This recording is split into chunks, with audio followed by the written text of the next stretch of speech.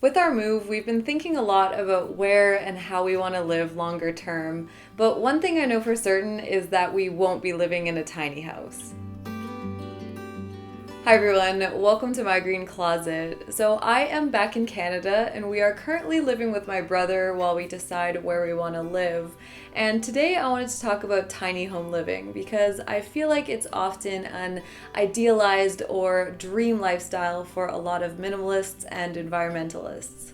Now, if you love your tiny home or you really want that lifestyle, that is awesome. But for us, we've had a few tiny home living experiences and realized that it just doesn't work well for us for a few different reasons. The first and maybe the biggest reason for me is that I need separate space and time alone. I think a tiny home might be okay if it was just me living there, but as a couple, you're always in the same space. And as much as I love my husband, I'm also pretty introverted and I need some time and space just to myself. And along with that, you're also always directly in each other's space. We've stayed in some tiny home Airbnbs before, and simple things like cooking together, which we really enjoy doing, can be awkward to navigate because it's such a small space. Now, this of course depends on how the tiny home is designed, but most of them seem to have pretty small spaces, especially when it comes to kitchens, where it would be pretty difficult for two people to not always be trying to get around each other or needing the other person to pass things. And it's not just the kitchens. We also found that if I was maybe in the bathroom doing my makeup and Ben wanted to brush his teeth, it's either impossible or really challenging to have two people in such a small space. This is one of the tiny places that we've stayed in, and it was really great for a holiday, but I wouldn't want to live there. Our experiences staying in tiny homes just felt like we were in each other's way a lot.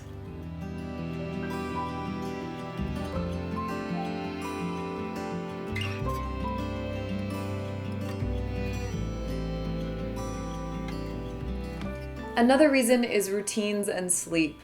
I often have insomnia, and my husband and I can have pretty different sleep schedules. We realize how disruptive this can be when we live together in a studio apartment.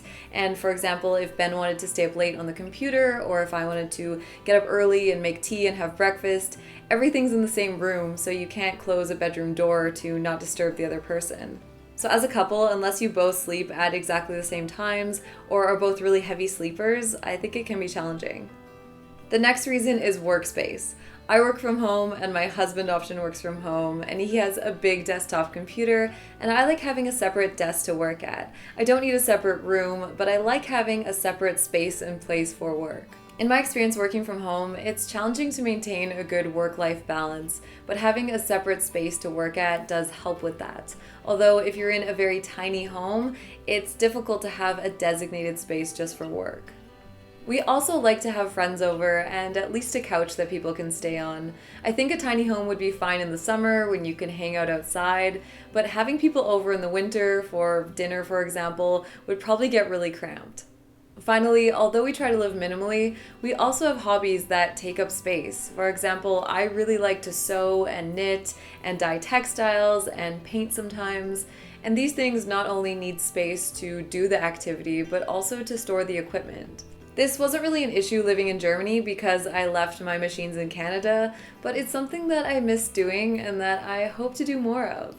The smallest place that we've ever lived long term was just over 300 square feet, or about 28 square meters, and with Ben's computer desk and a desk for my computer and sewing drafting stuff, it was pretty cramped and definitely not the relaxing, calm space that I want in a home.